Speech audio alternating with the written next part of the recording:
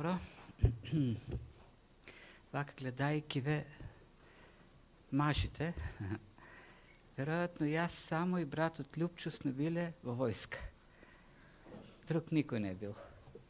И не знаете какво е чувството кога ќе ти кажат си одиш дома. Но вистина тоа е посебен настан. Долго време одделен од своите и се враќаш дома. Имаше така една позната фраза, извикување ситно, која ќе се намалат деновите под 100, веќе броиш ситно, 099, 098 и секој ден ги броиш. И постојано слушаш, извикуваат во касарната од некаде, од некоја спална, од некој ходник, некој ќе викне ситно и ќе каже колку е. А кога ќе дојдеше последната недела од излегувањето од касарната, имаше тој момент, посебно име, Джеймс Бонд, ситно 007. И така. И веќе последниот ден беше одењето. А пак кој знае, не сме го почувствували никој од нас, како е да се вратиш после долго време па од војна. Во филмови гледаме, се враќаат ветерани, војувале, кај своите, сопругата, децата, родителите, наистина се тоа радосни моменти, пак во своето семејство. Меѓутоа има и моменти кога враќањето дома, после долго време и не било така радосен момент, во една од попознатите трагедии, антички трагедии за Агамемнон, царот кој после 10 години од персиските војни се враќа после многу триумфи дома, не е добро пречекан и е убиен од супругата. И тоа е трагедија.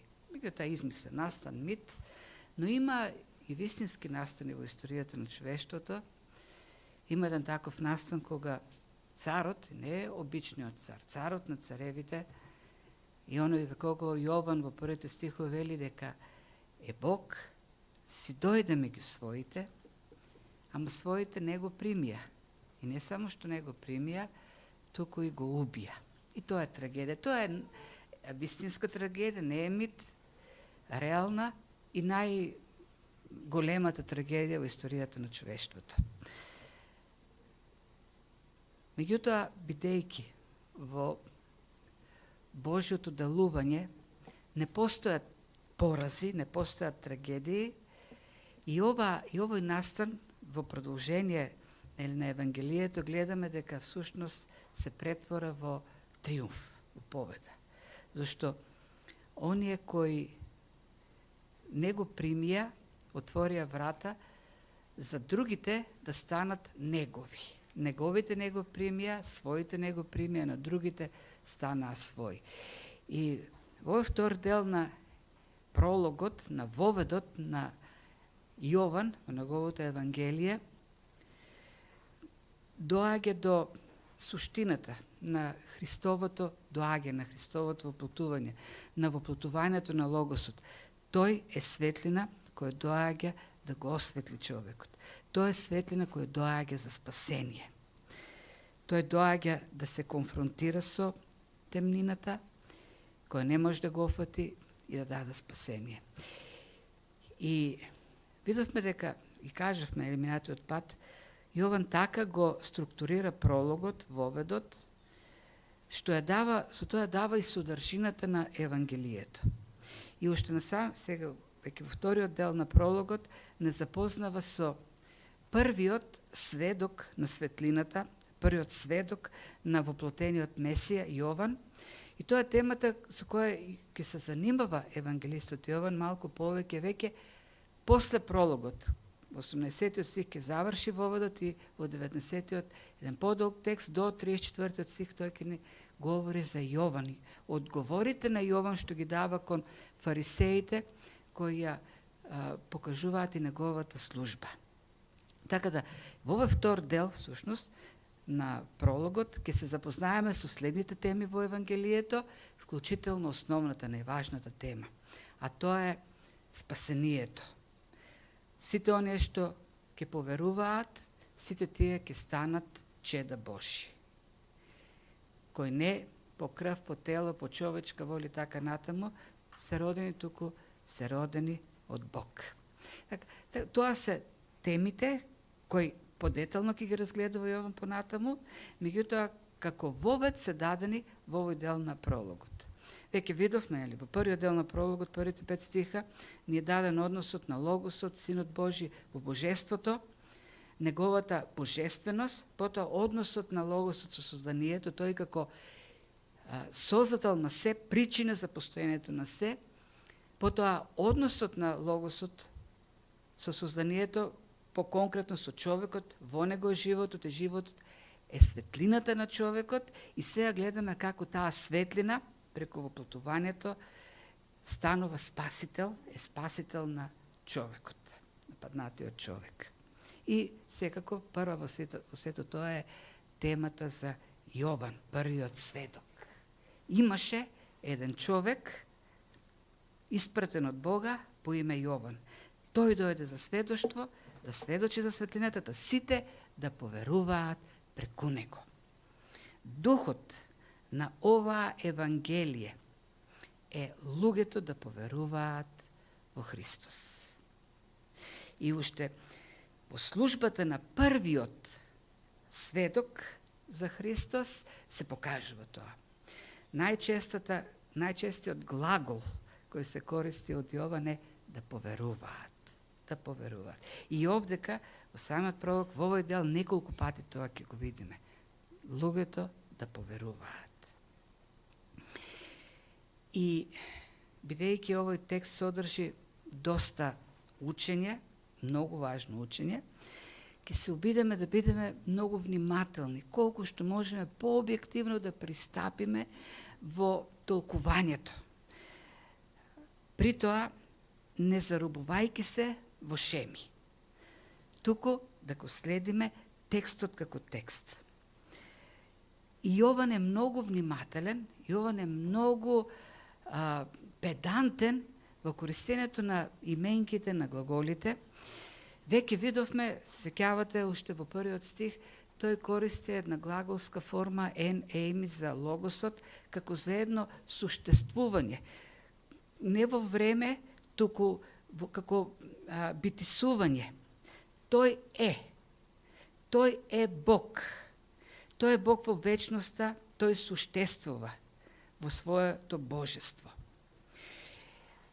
Преминувајќи кон созданието, ја менува глаголската форма, и тука ја гледаме и кај Јован. Тоа имаше, малку наликува на беше. Во почетокот беше Словото. И сега нашиот преведувач решил да употреби глаголска форма имаше. Меѓутоа, ако сакаме да бидеме точни на духот на Јован, би кажале беше доведен во постоење, во суштествување. Зашто овој збор гиномај, или во конкретниот случај егенето, во чија основа е генезис, значи потекло. Почеток на постоење. Доведување во суштествување. Истиот тој збор Јован веќе 3 пати го употреби, и тоа само во еден стих, во 3-тиот стих, кога напиша: се стана преку него и без него ништо не стана од она што постана. И тука истиот збор, точно истиот збор, во истата форма, гинома е како за Јован. Кој е целта, зошто го прави тоа разграничување Јован постојано? Во целиот тој текст го поставува Христос, го поставува Словото, Логосот, како уникатен. Тој не е создание, тој не е дел од созданието, тој нема почеток, тој е Бог. Тој е оној кој даде постоење на се. Од него тргнува се. Тоа е идејата. И потоа ќе видиме во продолжение, тој ќе прави таа разлика постојано, кога ќе го вклучи Христос во текстот и кога ќе вклучи обични луѓе, појавата на обични луѓе во текстот. Тоа е Јован Крстител. Јован беше испратен од Бог, или стана, ако сакаме да бидеме доследни на текстот, на преводот, ако во 3 стих се стана, и тука би требало да кажем, и стана Јован. Се случи Јован. И беше испратен од Бог, зошто? За да сведочи за светлината. И тоа ја прави уникатната служба на Јован. Неговата служба е уникатна. И бидејќи неговата служба е уникатна, и неговата појава е уникатна. Самиот ова малку понатаму 15 стих ќе каже, ова тој за кого реков, оној кој да помене, тој е пред мене, бидејќи, и сега тука преведувачот вели постоеше, истиот збор кој е во 1 стих беше. Беше, существуваше пред мене. Кој Јован Крстител? Од 19 стих евангелистот Јован многу појасно и многу пошироко ќе ни објасни неговата служба. Овде ке само даден увод кон таа служба, бидејќи сме во уводот на Евангелието. Јован Крстител се јавува после 400 години молк, небесен молк. Стариот завет завршува, нели, со книгата Малахија. Последните стихови на книгата Малахија се најава на доаѓањето на Илија, нели, кој ќе го најави доаѓањето на Христос. Јован е пророк за кого пророкуваа пророците. И Јован е првиот сведок кој го покажува Христос, дека еве, тој е дојде. Оно што за кого пророкуваат другите пророци, оној што го чекаме толку векови, оној во кого што е нашата надеж, еве го тука е меѓу нас. Тој е првиот сведок. Ке има повеќе сведоци во Евангелието според Јован, 7 големи сведоци. Јован е првиот. Јован е пророк, и тоа е уникатноста на службата на Јован Крстител. Тој е пророкот кој го покаже исполнувањето на другите пророштва од пророците. И кога Христос ке каже дека тоа нема поголем од пророците, меѓу пророците од Јован, тој мисли на службата на Јован. И ќе видиме ние понатаму во 19 стих и подолу, Јован ништо нема да каже за себе како личност. Кога го прашуваат кој си, 3 пати, 4 пати, Јован ќе говори само за својата служба. Кога Христос вели кој е Јован, како најголем, тој му предвид службата. Не личноста Јован. Да, ние како луѓе знаеме да изградиме и Јован да го издигнеме како личност, не неговата служба. И голем бидејќи Бог го испрати, го создаде за таа служба, да го испрати. Јас лично, сега тука нема да влегам во таа тема, има многу забелешки на личноста на Јован, како и да е, меѓутоа неговата служба е беспорна. Тој поглед, тој е најголем меѓу пророците. И неговата појава е специфична, наликува на Јован, на Илија. Илија кој се јави во еден момент кога заветот со Господ е доведен во прашање, кога пророците се ги убиваат, кога целосно култот кон Ваал го изместува култот кон Јахве. И во тој момент се јавува Илија како пророкот. Ако Мојсе е законодавачот, Илија тој кој го врати заветот меѓу народот. И тоа е како представник во тој поглед на пророците. Мојсе е на законот или на пророците. Затоа во Новиот Завет гледаме таа персонификација на Стариот Завет. Мојсе и Илија, Мојсе и пророците. Специфична и уникатна е неговата позиција, но тој само е покажувач на светлината. Тоа е поинтер, како што има 2 звезди во големата мечка, кои се покажувачи на звездата, северната звезда. Тоа е покажувач, првиот покажувач. Испратен од Бог да го подготви патот за Господа, ќе видиме потоа во 19 стих што значи тоа. И продолжува тој дух и вели, пишува Јован, тој не беше светлината, туку, и тоа збор што дојде додадено, тој не беше светлина, туку сведок за светлината, туку за сведочење, за да посведочи за вистината. И повторно, нели, покажува која е службата на Јован. Тој беше голем во очите на луѓето. Многу го издигна, но самиот Јован како ученик на Јован Крстител, евангелистот Јован, најдобро ја познава веројатно таа служба, не, тој беше оној кој требаше да покаже кон светлината. И тоа не само светлина, туку вистинската светлина. И овдека е фокусот на Јован поставен на оваа зборча. Христос не само што е светлина, или ако сакате во вториот дел на прологот, ќе го употреби зборот вистина. Тој е полн со благодат и вистина. Така еквивалент на светлината е вистината во тој пролог. Тој не само што е светлината, туку тоа е вистинската светлина. Со други зборови, во темнината во кој што е западнато човештвото, има само една светлина. Тоа е Христос. Нема друга светлина. Може да има некои кои претендираат дека се светлини. Некои може да содржат зрнце на светлина, но тоа е вистинската светлина.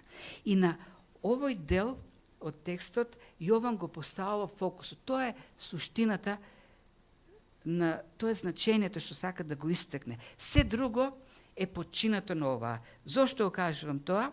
Бидејќи во продолжение пак има еден контраверзен стих. Што значи сега сето тоа? Вистинската светлина која го осветлува секој човек што доаѓа во светот. Во нашиот превод вака е представена таа изјава. Гледав и во новиот што е како ревизиран, е зачуван тој редослед, меѓутоа има тука две забелешки, многу сериозни забелешки.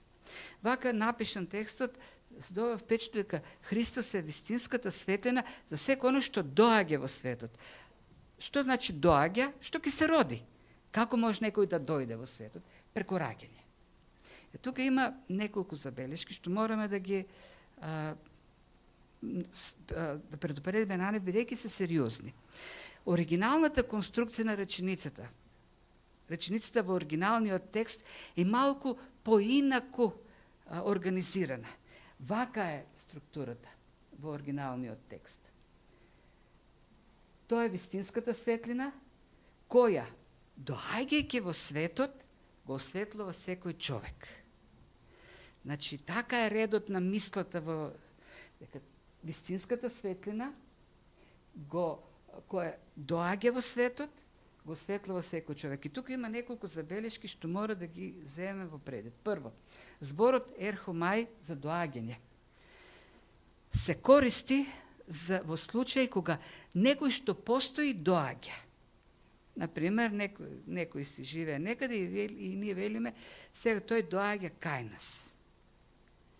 И ако го употребиме тоа доаѓањето за секој човек што доаѓа на овој свет, ние веќе претпоставуваме постоење на тој.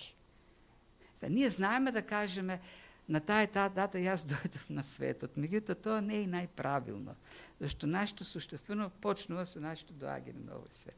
Меѓутоа зборот ерхомај се користи во ситуација кога некој што постои доаѓа. И овдека во конкретниот случај е употребен за Христос. И така е конструкцијата на реченицата. Тој доаѓа во светот. Неговото раѓање не е почеток на постоење. Тој доаѓа, оној што вечниот постои, доаѓа како светлина во овој свет, да биде светлина. И нешто друго има што треба да биме во предвид, а тоа е глаголите. Основниот глагол и оној што како чист глагол е даден е осветлува. Додека доаѓа зборот или ерхомај како партиципна форма. Партиципната форма секој пат го објаснува значењето на глаголот. Е во служба на основниот глагол. И сега, ако ние го употребиме тоа доаѓа за човекот, тогаш нема логика, бидејќи треба тоа да каже Што всушност прави осветлувањето? Во кој момент се случува тоа осветлување? Тоа осветлување се случува со доаѓањето на Христос. И на крајот на криштата, реков дека основната поента на текстот е Христос како светлина. Идејата на овдека, идејата на Јован е да каже дека нема друга светлина за човекот. Не постои човек на земјата кој може да биде осветлен или кој може да стигне до друга вистина. Значи, секој човек во светот може да биде осветлен само во Христос, како светлина. И така е правилната структура, таа е правилното значење на реченицата. Тоа е вистинската светлина, која со доаѓањето на светот, така што доаѓа во светот, го осветлува секој човек. И тука не е идејата да покаже количина на луѓе кои се осветлуваат, туку да покаже кој ги осветлува, како може да бидат, како може да стигнат до светлината, како може да стигнат до вистината или до спасението. Сега од тука нели се прават многу потоа учења. Христос како оној кој го осветлува разумните битија, нели оној оригенизам, сите што имаат рацио, разум, се осветлени од Христос. Не говориме дали тоа е така или не. Реченицата не го кажува тоа. Не е тоа поентата на текстот. Сакаме да бидеме доследни до граматиката, зашто Бог ни се открива преку текст кој е зборови, врзани во реченица, следејќи граматика. И така ние го откриваме значењето на текстот. Тоа е идејата. Христос, како творец на сите нешта, доаѓа во овој свет да донесе светлина во темнината. Поентата овдека е, и тоа основната значи, тоа основната поука која треба секој да ја извлече. Ако сакаме спасение, треба да дојдеме кај Христос. Тоа е, нема друго. Тоа е значењето. Јасно е Словото, јасен е Јован. Целото човештво е паднато во темнина. Целото човештво е во грев. Безпомошно е. Безнадежно е. Затоа човекот треба да донесе одлука, да поверува. И тоа е пораката на Јован. Поверувај. Тоа е светлината. Секој што ќе поверува, има вечен живот. Така почнува Евангелието, така и завршува. Сето ова е напишано, сите тие чуда се записани, за да поверуваат во Христос и да имаат вечен живот луѓето, да поверуваат. И тој сега кој што доаѓа во светот како светлина, и тука е абсурдот, сака да го представи Јован, беше во светот и повторно таа фраза ен, кој значи повторувачко постојано дејство. И од тука можеме да изградиме учење дека всушност воплотувањето на Христос не е единствената објава на невидливиот Бог. Невидливиот Бог, кој е дух, кој никој не го видел, се објавува преку Синот. И таа објава е во светот, не само во воплотувањето. Во Стариот Завет има видливи манифестации на Бог. И ако Бог никој никогаш не го видел, Отецот никој никогаш не го видел, тогаш како луѓето може да го видат Бог во тие видливи манифестации или теофании? И таа форма овдека, оваа форма, нели, ен беше, суштествуваше, се јавуваше, всушност не открива за една манифестација на Бог преку Логосот во светот. Дури во Стариот Завет, па сега тука да не навлегувам во шпекулации, па дури во други делови на светот, во древноста, да знаеме. Како откривање на Бог пред луѓето во Христос, во Логосот. Бидејќи тој беше како некаква постојана состојба, откривање во светот и некако кулминација во плотувањето негово, во Витлеем, во Јудеја. Но тоа не е толку важно.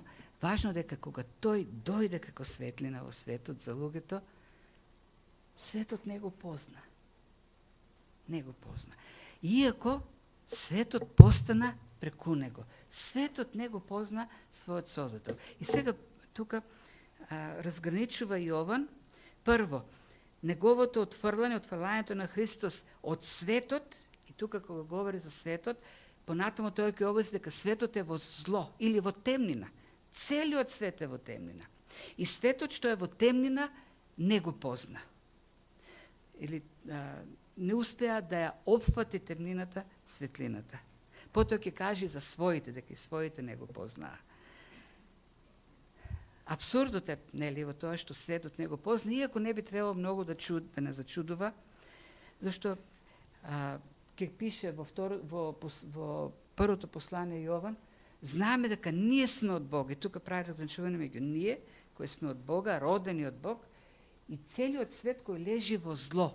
Или ако сакате, тука тој говори за темнина, темнината. Светот е во темнина. И бидејќи светот е во темнина, тој е покриен. Или Павле пишува, ако пак е покриено нашето Евангелие, тоа е покриено за оние што пропаѓаат. А за оние на кои Богот од овој свет им ги заслепил нивните безверни умови, за да не ги освети светлината на благовестието за славата на Христос, кој е слика на невидливиот Бог. Заслепени, во темнина се. Не. И тоа од Богот на овој свет се заслепени, за да не можат да ги да бидат, да го познаат, да не можат да останат во нивните безверни умови и така натаму. И дури, нели, Јован во 3:19 од кога, нели, ќе го каже на познат стих за Бог кој толку го возлюби светот, нели, и го даде својот единороден син, во 19 стих ќе заклучи, а овој суд е затоа што светлината дојде на светот, се навраќа на овој стих сега. На почетокот, во уводот што го кажа. Дојде во светот, но луѓето, зошто не го позна светот? Зашто луѓето повеќе засакаа темнината отколку светлината, зашто нивните дела беа зли. Зашто нивните дела беа дела на темнината. Како да човекот му е поудобно, посигурно се чувства во темнината. Таму е сокриен. Неговото зло, неговиот греф, неговата недостојност, неговата очена ситуација се сокрива во темнината. Светлината го разоткрива сето тоа. И човекот сака да остане, избира да остане во темнината. Затоа, вели, не го позна својот Создател. И ако ова е абсурдно, продолжува и станува уште поабсурдно, кога дојде при своите. И тука, нели, повторно зборот оној, тој што секој суштества си дојде, и зборот што го користи овдека за своите е идиос кој значи дом, домакинство. Меѓу домашните си дојде, оние кои што се во неговото семејство. И тие не го примија, и своите не го примија. Она трагедијата, нели, за Агамемнон, што кажав на почетокот, тој е убиен, бидејќи пак има некакви нерешени спорови од минатото. Тој правил во минатото неправди. Меѓутоа Христос овдека, кој доаѓа, нели, меѓу своите, воопшто не е неправеден. Тој напротив, Бог кон своите сегош се однесуваше со благодат. Тој ги нарекува зеница во неговото око. Ги штитеше, им даваше победа, се грижеше за нив. И тие го чекаа доаѓањето на Месијата. И кога дојде Месијата, после толку подготовки, толку најави, и Јован Крстител дојде да покаже кон светлината, и толку чуда направи меѓу нив, и пак го отврлија. Не. И тоа е веќе онаа трагедија што ја гледаме. Но другите сведоци во Новиот Завет, па и дури самиот Јован кажува дека и тоа не е невообичаено. Зошто не е невообичаено? Зашто тоа е начинот на кој што тој Божи народ реагира кон Бог низ целата историја. Уште на почетокот Бог му рече на Мојсе дека тоа е корововрат народ. И потоа, само што тргна за 40 дена Мојсе, нели, за заповедите, законот, и тие си направија теле сами кога остана и рекоа, еве го телето, кој што не избави од Египет. Па потоа ги убиваа пророците, па го заменуваа Бог со други култови и така натаму. И се досега кулминација како што, нели, Стефан јасно им кажува со доаѓањето на на Месијата, на оно што го чека толку долго. Иако пак ќе кажеме, истиот тој логос, исто слово што дојде се воплоти, како што вели Бог во Стариот Завет, на крилја ги носеше, на орловски крилја ги носеше. Како мајка птица ги чуваше во своето крило, под своето крило. Ги заштитуваше таму да бидат под крилото на Бог. И безбедни, заштитени, ама и да им е топло, нели? Згрижени, хранети и така натаму. И тоа е трагедија, што го читаме овдека. Избра, решија да го отврлат и да го убијат дори. Меѓутоа, во продолжение, и ова е така како дадено, како кулминација на прологот,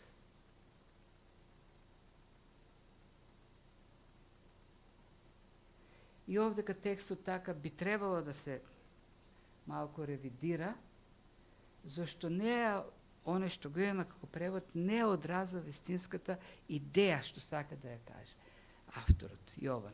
Пишува на сите што го примија, и тука имаме активна форма. Тие активно решија да го примат. Тоа е нивната улога, дејството на човекот. На сите што веруваат во неговото име, им даде мок да станат Божи чеда. Вистинскиот ред на мислата во оригиналниот текст е поинаков, би бил на сите што го примја, им даде мок да станат Божи чеда, што веруваат во Негово име. Или пак имаме во вториот дел активен партицип. И тука имаме еден основен глагол, примја, тоа е глаголската форма. Веруваат е дадено како партицип, тоест објаснува основната глаголска форма. А во средината на реченицата, и тоа така си е како ред во оригиналниот текст, им даде мок да станат Божи чеда. Или тука имате мал, ако сакате, мал хиазам. Првиот ред и третиот ред се исти, синонимни се. Централниот ред е поентата на текстот. Поентата на текстот е дека човек може да стане Божјо дете, оно што е во темнината, оно што е изгубен, слеп, заробен, може да биде Божјо дете. Тоест, Бог ќе му даде мок да стане Божјо дете. Ама сега тука има дадено како, на првиот и третиот ред како начинот. На сите што го примија, а третиот ред е објаснување, синонимен, или е синтетички, дообјаснува, надградува мислата. Како се прима Христос? Така што веруваат, и тоа е таа партиципна форма, верувајќи, така што кои поверуваат во Неговото име. Тоа се овдека тие глаголски дејства. Основното нешто што можеме да го видиме дека две работи се. Првата работа е дека никој не може да стане Божјо чедо ако Бог не му даде моки. Изборот тука моки всушност значи право, значи власт, значи авторитет, можност. Бог ја дава таа можност. Бог ти го дава тоа право. Бог ти дава таква власт да станеш Божјо дете. Тоа е оно што назначува. И човек не може сам тоа да си го направи.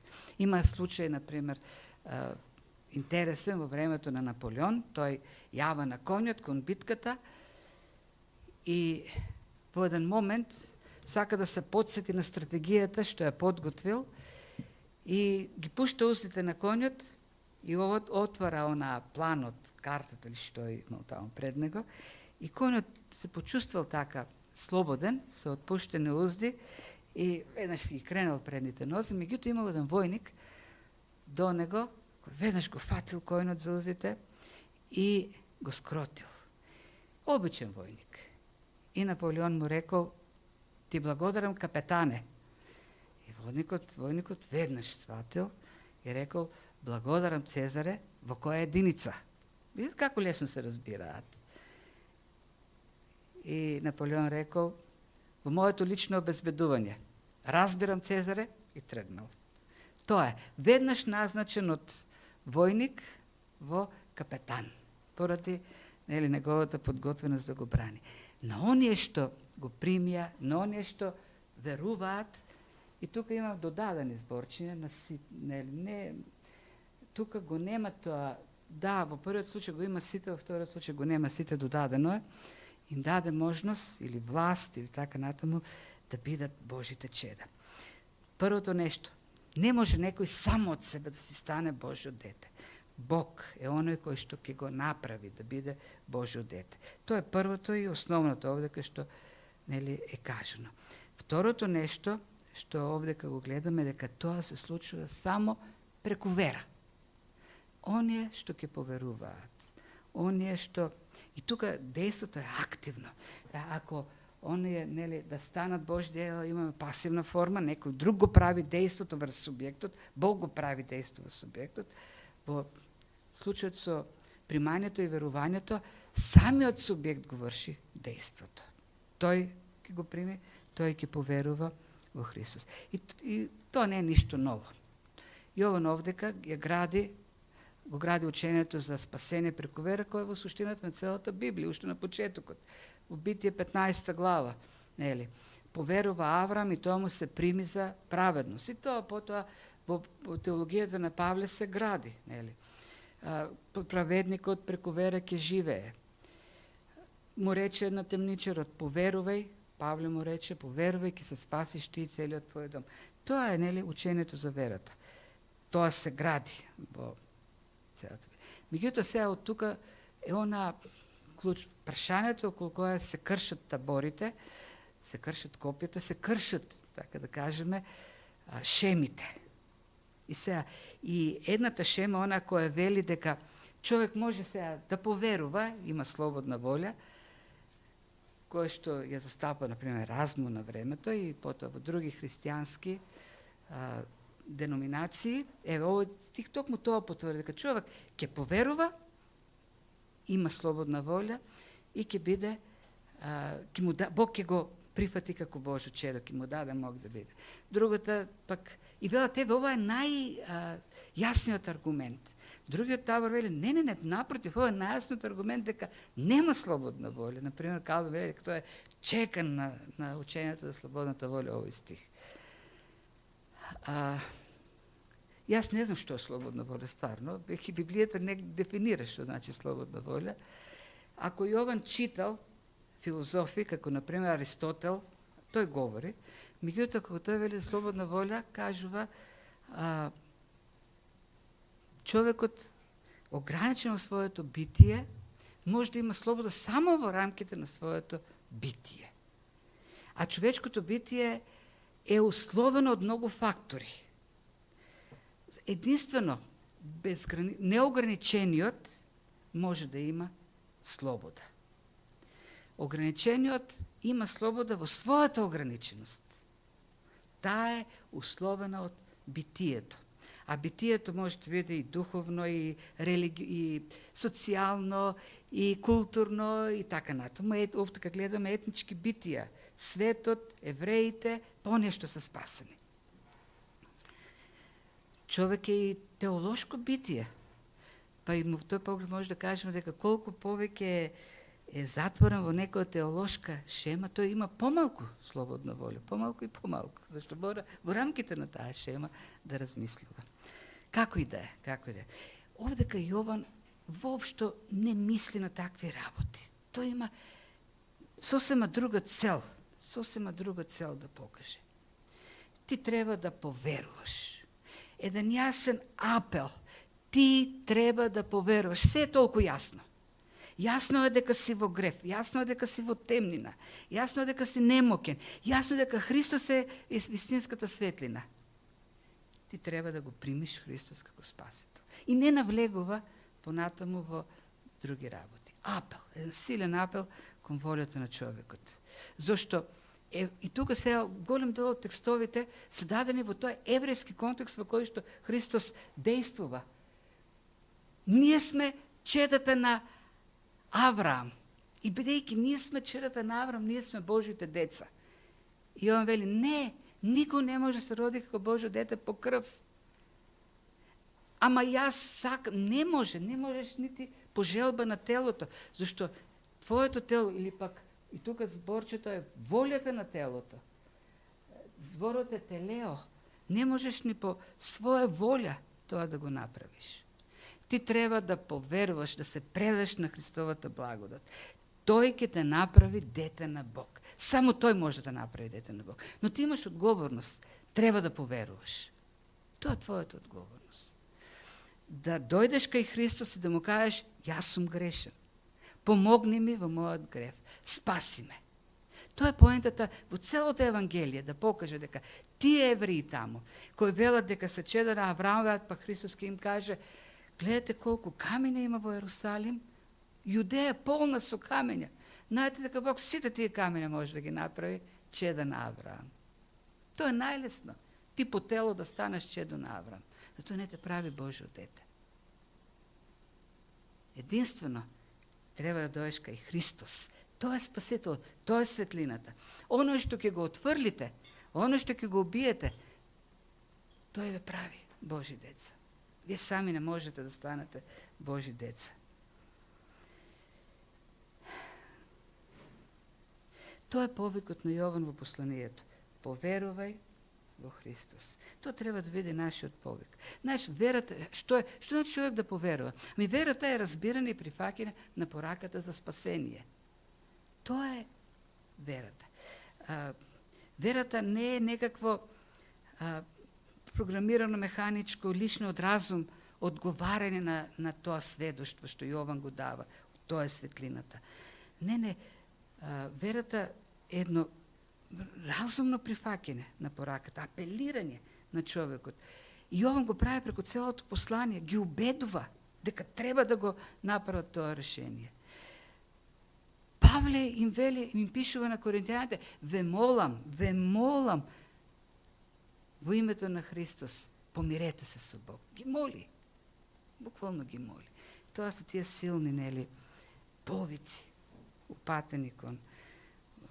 Да, човек треба, тоа не може само да спаси, треба да каже, Господи, немокен сум, грешен сум, спаси ме, преобрази ме, излеа Твојата благодат. Да, благодата ги отвара очите и ушите, но човек треба да дојде со вера во таа порака, да поверува, дека, која е многу јасна.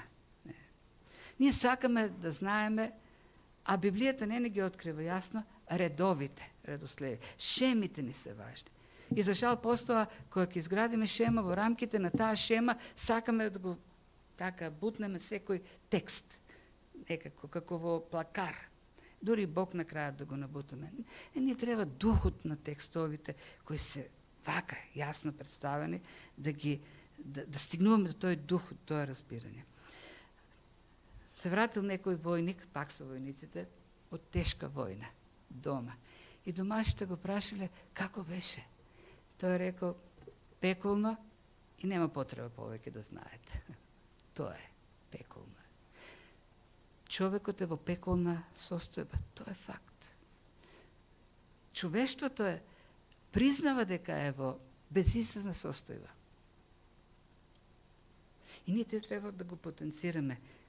Човештвото е во хаос, во темнина, во слепило. Христос е единствената светлина. Барајте го Христос, молете се на Христос, викајте кон Христос.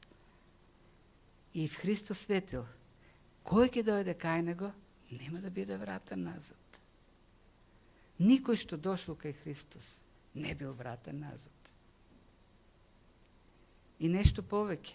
И секој што дошол кај Христос и поверувал и бил примен, Христос светил дека до крај ќе го води. Тоа дело што го почнал, тој ќе го води до крај. Тој ќе не одведе до нашата небесна татковина. Не знам во каква состојба е секој на неговото срце. Некој може би ќе слуша на интернет, некој може и снимки. Ако не си поверувал во Христос, ако не си го побарал за спасил, ако не си дошол пред Него, не си спасен. со вера дека тоа е светлината во овој очаен свет, во безпомошноста на гревот, во вината, ако се побара Христос, тој ќе те прифати и ќе ти даде моќ да бидеш негово дете. Ќе бидеш роден не од крв, од плод, од човечка желба, туку од Бог. И тоа е клучното. На тоа треба да се стремиме. Да ги повикуваме луѓето да поверуваат во Христос. Како единствената светлина, вистинската светлина во овој свет полн со лажни вистини. И нека Бог така не насочува. Да мислиме во таа насока повеќе. Ние самите да се вклучиме во службата на Јован Крстител, кој беше првиот сведок. Ние да бидеме сведоците кои ќе покажуваат еве ја вистинската светлина. И да се молиме за луѓето да поверуваат во вистинската светлина. Бидејќи само тој дава вечен живот. Сето ова е напишено за луѓето да поверуваат. Јован беше испратен од Бог за сите да поверуваат преку него. Бог нас не спаси да бидеме неговите служители за негова слава, за луѓе да поверуваат преку нас. Да ги повикуваме кон Христос. Нека Бог ни дава мудрост во сето тоа, ни дава копнеш да ја вршиме таа служба, вистински да сведочиме, да бидеме сведоци на вистинската светлина. Амин. Татко Небесен, ти благодариме за вистините што ти ни ги откриваш, кои се јасни се за човечкиот ум.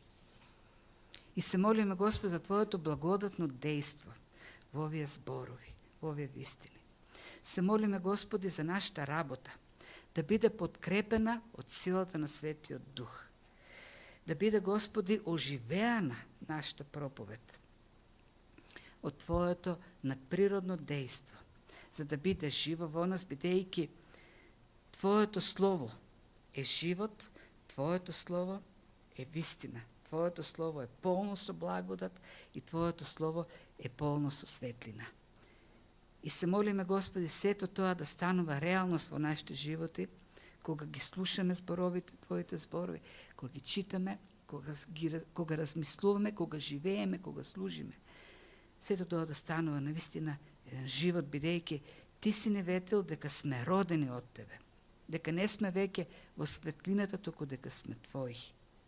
И се молиме, Господи, помогни ни во овој свет да бидеме вистинските сведоци, да имаме таа специјална служба која Ти по благодат ја даде на Јован Крстител и ние да ја вршиме, да покажуваме. И навистина нашиот фокус да не биде на нас, како што Јован всушност правеше, туку да и како што тој правеше всушност навистина да покажува кон светлината. Еве го јагнето Божјо кој дојде за гревовите на светот. Се молиме, Господи, помагај ни во таа служба, води не. Спасението на овој свет за кого Ти дојде, светлината која треба да огрева, нека биде, Господи, нашиот најсилен копнеш. Во името на Христос, нашиот Спасител Господ, се молиме. Амин.